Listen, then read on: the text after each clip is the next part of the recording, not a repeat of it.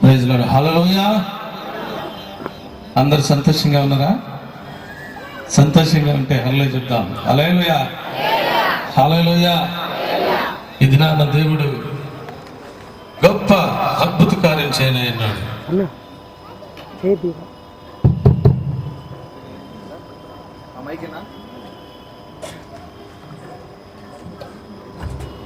కార్యాలు చేసి ప్రజలందరినీ కూడా సంతోషపరచడానికి ఇంతవరకు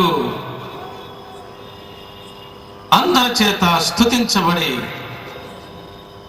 మన స్తుతులన్నీ కూడా ఒక సింహాసనముగా మారి ఆ స్తుతుల సింహాసనం మీద ఆయన వచ్చి అదృశ్యుడిగా, ఆశ్చర్యకరుడుగా, మహాగణుడుగా, మహోన్నతుడుగా, సర్వశక్తిమంతుడుగా, సర్వాధికారిగా, యుగయుగాలకి సజీవుడైనటువంటి దేవాది దేవుడుగా, వెలుగును వస్త్రము వలె ధరించుకొని సింహాసనాసీనుడిగా మన ముందు ఉండి మనందరినీ కూడా తృప్తిపరచాలని, సంతోషింపచేయాలని, ఆనందింపచేయాలని,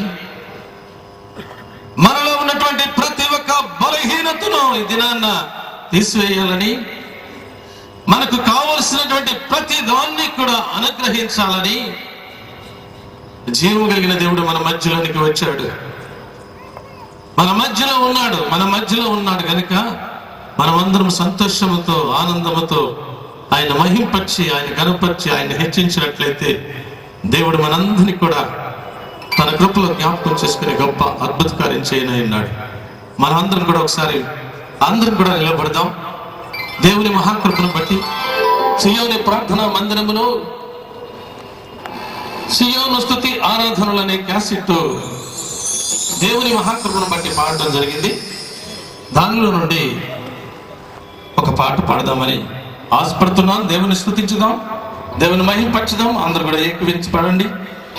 అదేవిధంగా సియోను ప్రార్థనా మందిర ఉజ్జీవ కీర్తనలు అనే పాటల పుస్తకం 300 పైచిలుకు 334 పాటల వరకు ఉంటున్నాయి. మరి అక్కడ అమ్మబడుతూ ఉన్నాయి. సీడీలు, క్యాసెట్లు కూడా అమ్మబడుతూ ఉన్నాయి. దానితో కావలసినటువంటి వారు మీరు అక్కడికి వెళ్ళి తీసుకోవాల్సిందిగా ప్రభు మనం చేస్తూ ఉన్నాను. హల్లెలూయా. మనమందరం కూడా 2 చేతులు పైకెత్తి కొన్ని క్షణాలు, ప్రభువా ఇది నన్ను నాతో మాట్లాడు, ప్రభువా ఇది నన్ను నాతో మాట్లాడినట్లయితే నాకు సంతోషం, ప్రభువా నీవు నాతో మాట్లాడాలని మనమందరం కూడా మౌనంగా ఉండకుండా 2 చేతులు పైకెత్తి దేవుని స్తుతించుదా. జీవం కలిగిన దేవుడు మన మధ్యలో ఉన్నాడు. ఆయన నీ పట్ల ఒక అద్భుత కార్యం, ఆశ్చర్యకార్యం చేయడానికి ఈ దినం ప్రత్యేకంగా నీతో మాట్లాడటానికి ఆయన మన మధ్యలోనికి వచ్చాడు. ఆ జీవం కలిగినటువంటి దేవాది దేవుడు మన మధ్యలో ఉన్నాడు. సహోదరుడా, సహోదరి, ఒక్కసారి నీ హృదయాన్ని తెరువు. ప్రభువా నా హృదయంలోనికి రండి నాయన. ఇదిగో నాయన, ఎన్నో సమస్యలతో ఉన్నాను, ఎన్నో బాధలతో ఉన్నాను ఆయన, ఎన్నో వేదనలతో ఉన్నాను అని నీ హృదయాన్ని తెరిచి నీ తలంపులు, నీ ఆలోచనలు అన్ని కూడా ఆయనకు అప్పగించు. ఆయనే సర్వశక్తి కలిగినటువంటి దేవుడు, ఆయనే సర్వాధికారము కలిగినటువంటి దేవుడు. ఆ దేవుడు మన మధ్యలో ఉన్నాడు. దినాన్ని మాట్లాడబోతూ ఉన్నాడు, నీతో మాట్లాడబోతూ ఉన్నాడు. నీ సమస్య ఏదైనప్పటికీ, నీ బాధ ఏదైనప్పటికీ, నీ దుఃఖము ఏదైనప్పటికీ, నీ దుఃఖ దినములు సమాప్తము కాబోతున్నాయి ఈ రోజుతోనే. దేవాది దేవుడే, సర్వాధికారము కలిగినటువంటి దేవుడు, సర్వజ్ఞుడైనటువంటి దేవుడు, జీవం కలిగిన, ప్రభావం కలిగిన దేవుడు, పరిశుద్ధుడైనటువంటి దేవుడు, సర్వ సృష్టికర్త అయినటువంటి దేవాది దేవుడు ఈ రోజున నీతో మాట్లాడబోతూ ఉన్నాడు. నీ సమస్యలన్నిటికీ పరిష్కారం ఇవ్వబోతూ ఉన్నాడు. దినాన్న నమ్మి నీ హృదయాన్ని ఆయనకి ఇవ్వు. దేవా నాతో మాట్లాడండి ప్రభువా, ఈ దినము నా హృదయాన్ని నీకు ఇస్తున్నాను, నా ఆలోచనలన్నిటిలో నీ ఉండు నాయన.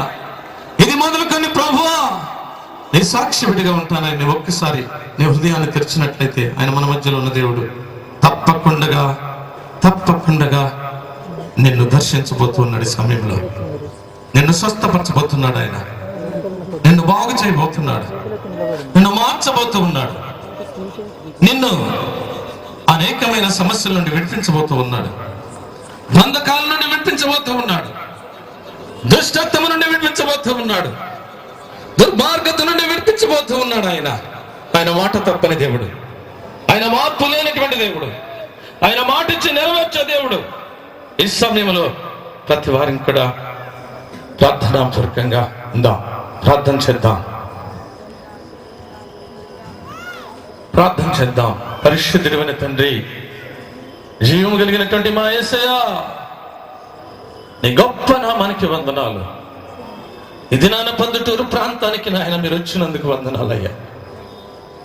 ఈ 3వ దినముల ప్రభువా మా మధ్యలో ఉన్నారు దేవా. మీరు ఈ లోకంలో ఉంటుండగా యూదయ సమరయ గలిలయ ప్రాంతాలన్నిటిలో కూడా తిరగచ్చు. అనేకమైన అద్భుత కార్యాలు, ఆశ్చర్య ఈ పొద్దుటూరు ప్రాంతంలో ఉన్నటువంటి ప్రతి వారిని కూడా మీరు బాగు చేయడానికి నాయన మీ ప్రణాళికను సిద్ధపరిచినందుకు స్తోత్రం. మీరు తాకబోతున్నందుకు స్తోత్రం. మీరు ముట్టబోతున్నందుకు స్తోత్రం. మా మధ్యలో ఉన్న దేవుడవు, మాట తప్పని మార్పు లేని దేవుడవు కాబట్టి నాయన మీకే కోట్ల కొద్ది వందనాలు చెల్లిస్తుంటున్నాం. ఈ మైక్ ద్వారా ప్రభు ఎంతమంది వింటున్నారో నీ బిడ్డలందరినీ కూడా జ్ఞాపకం చేసుకోండి. అది ఏ సమస్య అయినప్పటికీ, ఏ బాధ అయినప్పటికీ, ఏ ఇరుకైనప్పటికీ, ఏ ఇబ్బంది అయినప్పటికీ, ఏ శోధన అయినప్పటికీ, ఏ వేదన అయినప్పటికీ, ఏ కష్టమైనప్పటికీ, ప్రతి ఒక్క దాని నుండి నజరుడైన యేసు నామములో విడుదల కలుగచేయమని అడుగుచున్నాను. స్తోత్రం. నీ మహిమను విడుదల కలుగు చేస్తున్నందుకు వందనాలు. నీ ప్రభావమును విడుదల కలుగు చేస్తున్నందుకు వందనాలు. బలహీనతలన్నిటినీ కూడా తీసివేస్తున్నందుకు స్తోత్రాలు. నీ శక్తి కలిగిన, ప్రభావం కలిగిన కార్యాలను జరిగిస్తున్నందుకు కోట్ల కొలది వందనాలయ్యా. స్తోత్రములు తండ్రి. మహిమ, ఘనత, ప్రభావములు మీరే పొందుకోమని నీ బిడ్డలతో మాట్లాడండి నాయన. నీ బిడ్డలను దర్శించండి నాయన. ప్రతి వారికి కావలసిన ఆత్మీయ ఆహారాన్ని అందించండి ప్రభు. ప్రతి వారికి కావలసినటువంటి మాటల లేఖన సత్యాలతో మీరు మాట్లాడమని మమ్మల్ందరినీ మీ దయగలిగిన స్థాలకు అప్పగించుకుంటూ మీరు మాట్లాడితేనే గొప్ప మేలు జరుగుతుంది ప్రభు. మీ వాక్ పంపితేనే ప్రభు గొప్ప మేలు జరుగుతుంది. ఆ వాక్కుని సమయంలో మీరే పంపించిన ఆయన మహిమ, ఘనత, ప్రభావములు మీరే పొందుకోమని అడుగుచున్నాను దేవా. మీకే కోట్ల కొలది వందనాలు, స్తుతులు, స్తోత్రాలు చెల్లించుకుంటూ మమ్మల్ని మీ చేతులకు అప్పగించుకుంటూ ఈ సమయాన్ని మీ చేతులకు అప్పగించుకుంటూ యేసయ్య పరిశుద్ధ నామములో స్తుతించి వేడుకుంటున్నాం తండ్రి. ఆమేన్. దేవునికి మహిమ కలుగును గాక. అందరం కూడా కూర్చుందాం, దేవుని మాటలు విందాం.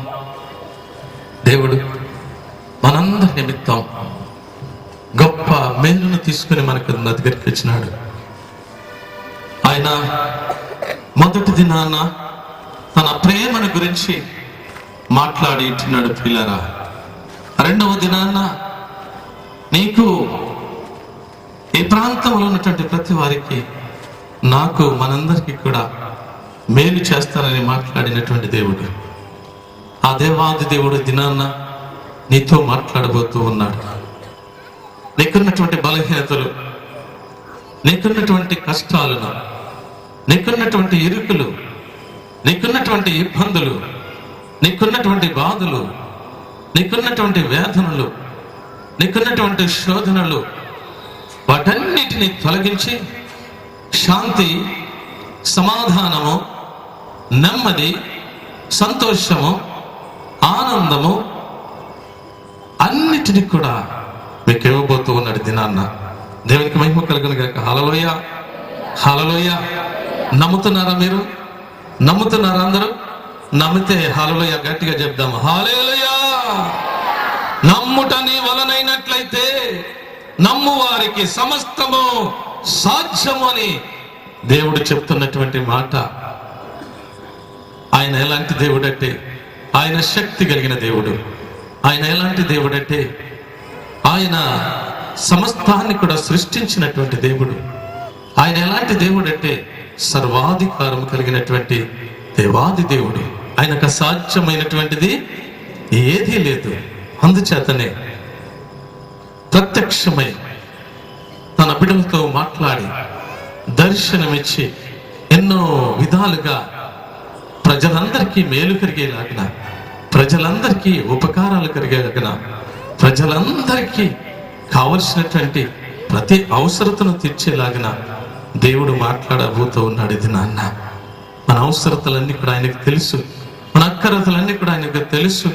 నీవు అడగక ముందే, నీ నాలుకకు మాట రాకముందే అది నేను ఎరిగినటువంటి దేవుడను అని చెప్తున్నటువంటి జీవం కలిగిన దేవుని మాటలు దినాన ప్రత్యేకంగా విందాం ప్రియులారా. చూడండి, దేవుని లేఖన సత్యములో నుంచి ఇర్మియా గ్రంథము 32వ అధ్యాయము నుండి 26వ వచనం ఒక మాట చదువుకొని దేవుని మాటలలోనికి ముందుకు వెళదాం మనం. అంతటా యెహోవా వాక్కు ఇర్మియాకు ప్రత్యక్షమై ఇలాగున సెలవిచ్చెను. దేవునికి మహిమ కలుగును గాక. హల్లెలూయా. ప్రత్యక్షమైనటువంటి దేవుడు ఎవరికి ప్రత్యక్షమయ్యాడు? ఇర్మియాకు ప్రత్యక్షమైనటువంటి దేవుడు. ఈ దినాన నీకు ప్రత్యక్షము కాబోతున్నటువంటి దేవుడు, ఈ దినాన నీతో మాట్లాడబోతున్నటువంటి దేవుడు, ఈనాడు ప్రొద్దుటూరు ప్రాంతంలో ఉన్నటువంటి ప్రతి మనిషితోనూ ప్రతి వారితోనూ మాట్లాడబోతున్నటువంటి దేవుడు. ఆనాడున్న దేవుడు కూడా ఈనాడు చెప్పే మాట అదే, ఆనాడు దర్శించినటువంటి మాట కూడా అదే. అంతటా యెహోవా వాక్కు ఇర్మియాకు ప్రత్యక్షమై ఇలాగున సెలవిచ్చెను. ప్రత్యక్షమై దేవుని మాటలు బోధించబడుతూ ఉన్నాయి. ప్రియులారా, నా కుమారుడా, ఇదిగో నేను సర్వశక్తి కలిగినటువంటి దేవుడను, నేను సర్వాధికారము కలిగినటువంటి దేవుడను, నాకు అసాధ్యమైనటువంటిది ఏదీ లేదు అని చెప్తున్నటువంటి దేవుడు. దేవునికి మహిమ కలుగును గాక. హల్లెలూయా. దేవునికి అసాధ్యమైనటువంటిది ఏది కూడా లేదు ఈ లోకంలో. ఆయన అవునంటే అవును, కాదంటే కాదు, లేదంటే లేదు, జరుగుతుందంటే జరుగుతుంది, కాదంటే కాదు, లేదంటే లేదు, అంతే. దేవుని మాట అంటే మాటే. ఆయన మాట తప్పనటువంటి దేవుడు, ఆయన మార్పు లేనటువంటి దేవుడు, ఆయన సజీవుడైనటువంటి దేవుడు, ఆయన సర్వ సృష్టి కర్త అయినటువంటి దేవాది దేవుడు. అలనాడు తన ప్రవక్తతో మాట్లాడిన మాట ఈ దినము ఇక్కడ కూర్చున్నటువంటి నీతో మాట్లాడబోతూ ఉన్నాడు. ఆయన నీకు ప్రత్యక్షం కాబోతూ ఉన్నాడు. నీ హృదయాన్ని ఆయనకి ఇస్తావా? నీ తలంపులను ఆయనకి ఇస్తావా? నీ ఆలోచనలను ఆయనకి ఇస్తావా?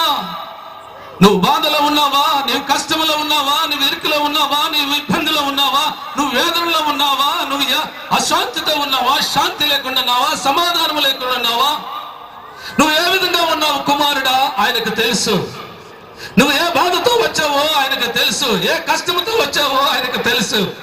ఏ ఎడుకులో నుండి నువ్వు వచ్చావో ఆయనకు తెలుసు. సమస్తం ఎరిగినటువంటి దేవుడు.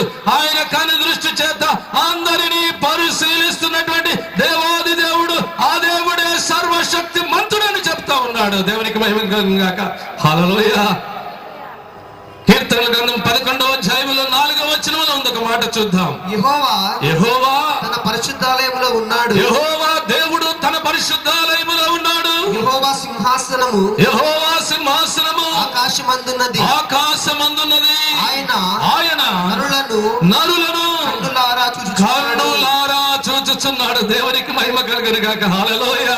నిన్ను కన్నులారా చూచుచున్నటువంటి దేవుడు, నన్ను కన్నులారా చూస్తున్నటువంటి దేవుడు, ఈ ప్రపంచాన్ని కన్నులారా చూస్తున్నటువంటి దేవుడు, ఈ ప్రజలందరినీ కన్నులారా చూస్తున్నటువంటి దేవుడు, ఈ పొద్దుటూరు ప్రాంతంలో ఉన్నటువంటి ప్రతి వ్యక్తిని కూడా చూస్తున్నటువంటి దేవుడు. ఆ దేవుడు ఈ దినాన మన మధ్యలోనికి వచ్చాడు. ఆ దేవుడు నీతో మాట్లాడబోతూ ఉన్నాడు. ఆ దేవుడు నిన్ను స్వస్థపరచబోతూ ఉన్నాడు. ఆ దేవుడు నిన్ను బాగు చేయబోతూ ఉన్నాడు. ఆ దేవుడు నీకు మేలు చేయబోతూ ఉన్నాడు. ఆ దేవుడు నీకు ఉపకారం చేయబోతూ ఉన్నాడు. అందుచేతనే షాలేం మినిస్ట్రీ వారి ద్వారా ఈ సభలను సిద్ధపరిచినటువంటి దేవుడు నీకు గొప్ప మేలు చేయబోతూ ఉన్నాడు. ఆయన నరులను కన్నులారా చూచుచున్నాడు. ఆయన అంటున్నాడు అక్కడ కింద ఇంకా దాని కింద దృష్టి చేత దృష్టి చేత ఆయన వారిని పరిశీలించుచున్నాడు. వారిని పరిశీలన చేయుచున్నాడు. నిన్ను పరిశీలన చేయుచున్నాడు. ఆయన కను దృష్టికి మరుగైనటువంటిది ఏది లేదు. ప్రియ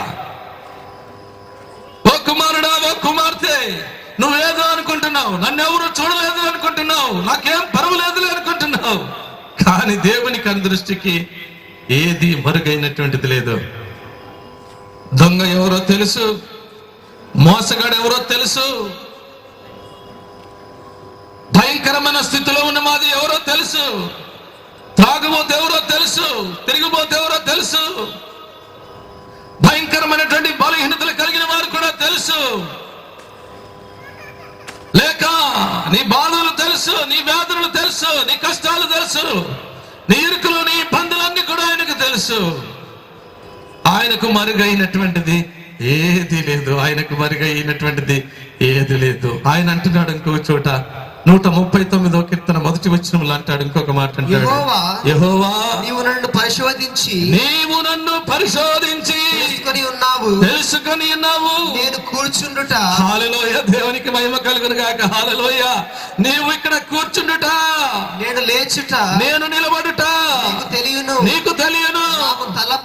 నాకు తలంపు పుట్టక మునిపే నా మనస్సు గ్రహించుచున్నావు. దేవునికి మహిమ కలుగును గాక. హల్లెలూయా. ఆయనకు మరుగైనటువంటిది ఏది లేదు. నీ మనస్సు ఏంటో తెలుసు, నీ ఆలోచన ఏంటో తెలుసు, నీ ఉద్దేశాలు ఏంటో తెలుసు, నీ సమస్తము ఆయనకు తెలుసు. ఆయనకు మరుగైనటువంటిది ఏది లేదు. ప్రియులారా, ఆ దేవుడు మన మధ్యలోనికి వచ్చాడు. ఆయనే సర్వశక్తి కలిగినటువంటి దేవుడు, అద్భుత కార్యములు చేసే దేవుడు, ఆశ్చర్య కార్యాలు చేసే దేవుడు, గొప్ప మేలులు చేసే దేవుడు. ఆ దేవుడు మన మధ్యలో ఉన్నాడు. ఆయనకు మరుగైనటువంటిది ఏది లేదు. ఆయన కన్నులకు మరుగైనటువంటిది ఏది లేదు. అన్న చూస్తున్నటువంటి దేవుడు, నిన్ను పరిశీలిస్తున్న దేవుడు. నువ్వు కూర్చోటం తెలుసు, నువ్వు నిలబడటం తెలుసు, నువ్వు ప్రార్థన చేయటం తెలుసు, నువ్వే ప్రార్థన చేస్తున్నావో తెలుసు, ఏ విధంగా ఉన్నావో తెలుసు, నీ ఆలోచనలన్నీ తెలుసు. ఆయన మాట, నీ నాలుకకు రాకముందే అక్కడ ఉంటాడు. అక్కడ నా మనస్సు గ్రహించుచున్నావు, నా నడకను, నా పడకను, నా సమస్తమును పరిశీలన చేసి ఉన్నావు. నా చర్యలన్నింటినీ నీవు బాగుగా తెలుసుకొని ఉన్నావు. యెహోవా మాట నా నాలుకకు రాకమునుపే నీకు పూర్తిగా తెలిసి ఉన్నది. ఎంత గొప్ప దేవుడయ్యా. దేవునికి మహిమ కలుగును గాక. హల్లెలూయా. ఆ దేవుని మాటలు వినటానికి, ఆ దేవుని మాటలు తెలుసుకోవడానికి, ఆ దేవుని మాటలు గ్రహించడానికి ప్రియులారా, నీ హృదయము, నీ ఆలోచన, నీ తలంపులన్నిటిని కూడా దేవునికి ఇచ్చినట్లయితే అది నీకు అర్థం అవుతుంది. లేకుంటే నీకు అర్థం కాదు. నువ్వెన్ని చెప్పినా, మనం చదువుకున్నాం, ఎన్ని చెప్పినా చెవిటి వాని చెవిలో శంకు ఊదినట్టుగానే ఉంటుంది. నువ్వు దేవుని మాటలు విని, దేవుని కృప పొందుకొని, దేవునికి నీ సమస్యలన్నీ చెప్పుకున్నట్లయితే నిన్ను బాగు చేసే దేవుడు, నిన్ను స్వస్థపరిచే దేవుడు, మీకు మేలు చేసే దేవుడు, ఉపకారాలు చేసే దేవుడు, అద్భుత కార్యాలు, ఆశ్చర్య కార్యాలు చేసి నిన్ను బాగు చేసే దేవుడు అయి ఉంటున్నాడు. ప్రియులారా, దేవునికి మహిమ కలుగును గాక. హల్లెలూయా. అందుచేతనే ఇర్మియా గ్రంథంలో 32వ అధ్యాయం 26వ వచనములో అంటున్నాడు ఆయన, అంతటా యెహోవా వాక్కు ఇర్మియాకు ప్రత్యక్షమై ఇలాగు సెలవిచ్చెను, నేను యెహోవాను, నేను దేవుడను, సర్వ శరీరులకు దేవుడను, నాకు అసాధ్యమైనది ఏదన్నా ఉండునా అంటున్నాడు. దేవునికి మహిమ కలుగును గాక. హల్లెలూయా. ఎవరికి దేవుడు చెప్పండి? ఎవరికి దేవుడు? సర్వ శరీరులకు దేవుడు.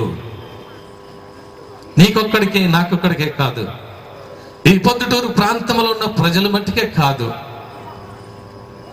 లేక హైదరాబాద్ పట్టణంలో ఉన్నటువంటి ప్రజలకు మాత్రమే కాదు, కడప ప్రాంతంలో ఉన్న ప్రజలకు మాత్రమే అసలే కాదు, ఈ రాష్ట్రానికి కాదు, ఈ దేశానికి కాదు, ఈ ప్రపంచంలో ఉన్నటువంటి ప్రతి శరీరం ఎవరికైతే ఉన్నదో ఆ శరీరులందరికీ కూడా దేవునికి మహిమ కలుగును గాక. హల్లెలూయా. ఆ దేవుని దగ్గరికి వచ్చాం మనం. ఆయనకు అసాధ్యమైనటువంటిది ఏదీ లేదు. ఒకవేళ నీకు అసాధ్యం కావచ్చు ప్రియులారా, నీతోని కాకపోవచ్చు. దేవుడు అంటున్నాడు, మనుషులకు అసాధ్యమైనటువంటిది దేవునికి సమస్తము కూడా సాధ్యము. దేవునికి మహిమ కలుగును గాక. హల్లెలూయా. సమస్తము కూడా సాధ్యము. ఈ దినాన నీకు సమస్తాన్ని కూడా మేలు చేయబోతున్నాడు, ఉపకారం చేయబోతూ ఉన్నాడు, దీవించబోతూ ఉన్నాడు, ఆశీర్వదించబోతూ ఉన్నాడు, నీ సమస్యలన్నిటినీ కూడా తీర్చబోతూ ఉన్నాడు.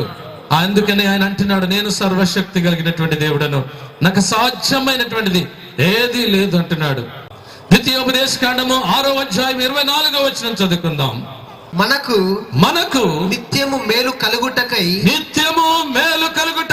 యెహోవా దేవుడు నేటి వలె మనలను బ్రతికించినట్లు మన దేవుడైన యెహోవాకు భయపడి ఈ కట్టడలన్నింటినీ గైకొనవలెనని మనకు ఆజ్ఞాపించుచున్నాడు. దేవునికి మహిమ కలుగును గాక. హల్లెలూయా. మనకు నిత్యము మేలు చేయాలని ఆయన మనకు కట్టడలను నియమించి ఉంటున్నాడు, హద్దులను నియమించి ఉంటున్నాడు, నిబంధనలను నియమించి ఉంటున్నాడు. ఇదిగో నా కట్టడలను మీరు అనుసరించి మీరు నడుచుకున్నట్లయితే ఇదిగో దీవెనలన్నీ వస్తాయని రాత్రికి వేళ సమయంలో మాట్లాడినటువంటి దేవుడు.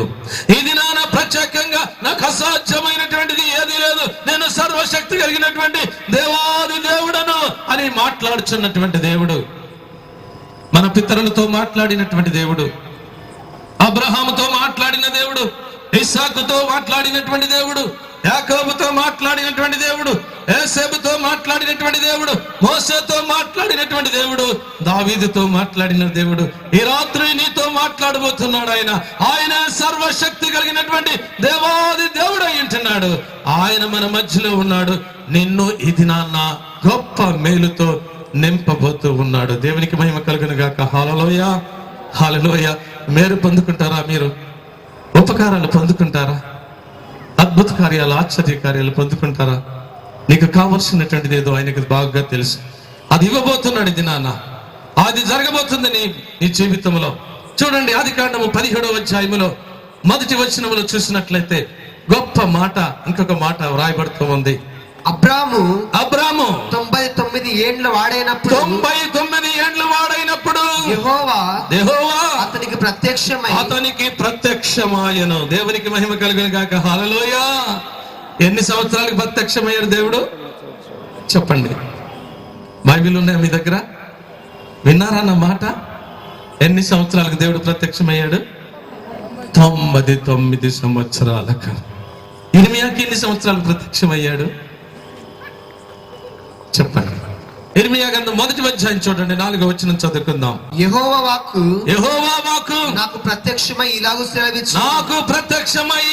సెలవిచ్చెను. గర్భములో నేను నిన్ను రూపింపక మునుపే నిన్ను ఎరిగి తిని నీవు గర్భము నుండి బయలుపడక మునుపే నేను నిన్ను ప్రతిష్ఠించి తిని. ఎప్పుడు ప్రతిష్ఠించాడంట ఇర్మియాని? గర్భములో పడకముందే ఏర్పాటు చేసుకున్నాడు. ఆయనతో మాట్లాడుతూ ఉన్నాడు. దేవునికి మహిమ కలుగును గాక. హల్లెలూయా.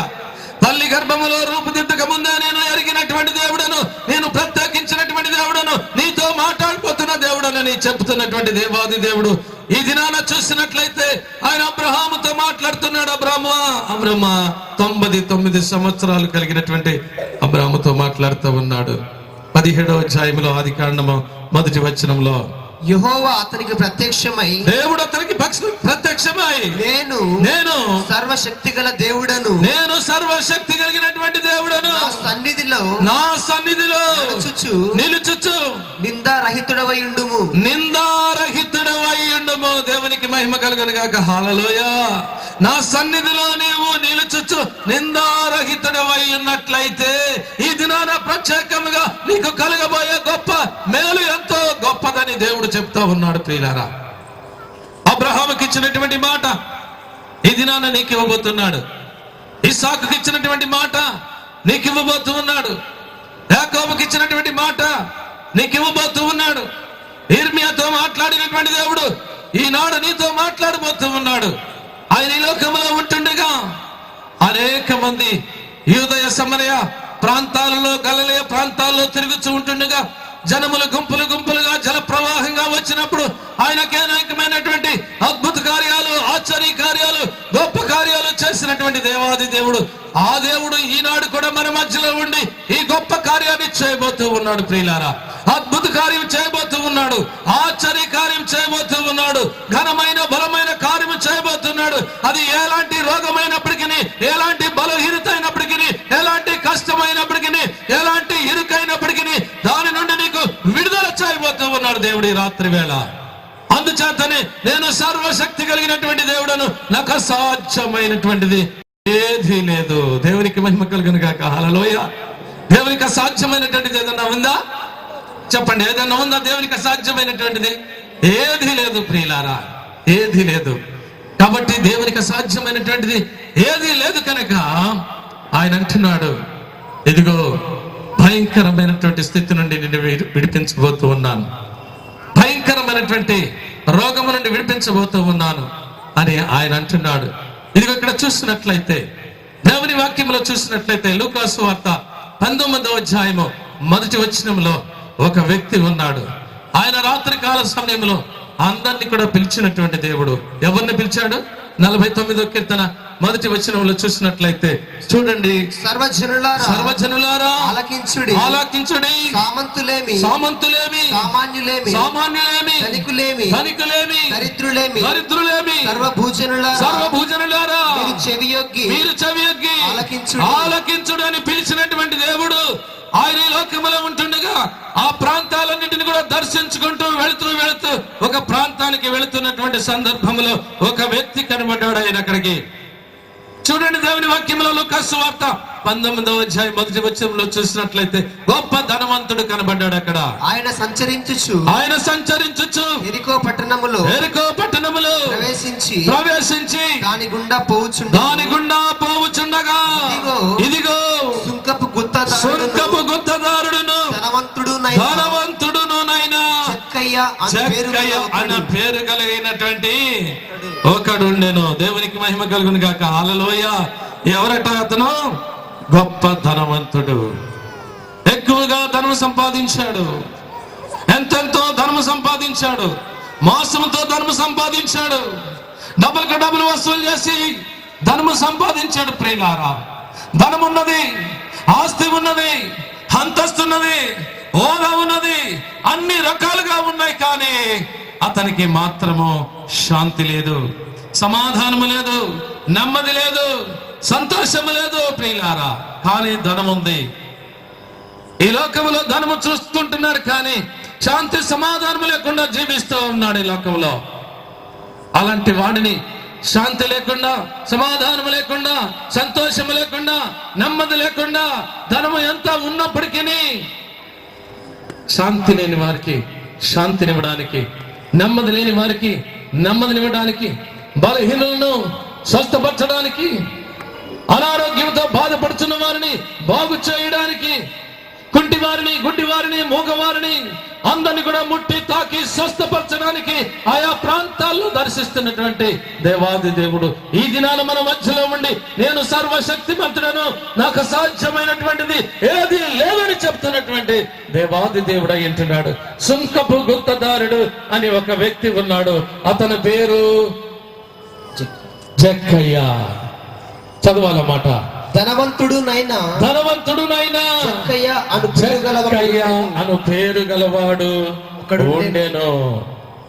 జక్కయ్య అనగా తన పేరుకు అర్థం ఏంటంటే పరిమళుడు అని అర్థము. దేవునికి మహిమ కలుగును గాక. హల్లెలూయా. జక్కయ్య అని పేరుకు అర్థం పరిమళుడు, పరిమళ వాసనగా ఉండాలా. కానీ తన జీవితం చూసినట్లయితే ఏ వాసన కొడుతుంది? మురుగు వాసన కొడుతూ ఉంది. ఆ లోకములో ఉన్నటువంటి ప్రజలు, ఆ ప్రాంతంలో ఉన్నటువంటి ప్రజలు జక్కయ్యని అసహించుకుంటున్నారు, ద్వేషిస్తున్నారు, తిట్టుకుంటున్నారు, రకరకాలైనటువంటి విధముగా ద్వేషిస్తున్నారు. ఇంత దుర్మార్గుడు ప్రపంచంలో ఉంటాడా, ఇంత మోసగాడు ప్రపంచంలో ఉంటాడా అనిపించుకుంటున్నాడు. పేరు మాత్రము పరిమళుడు, కానీ జీవితానికి తగినటువంటి, పేరుకు తగినటువంటి జీవితము తనకు లేదు.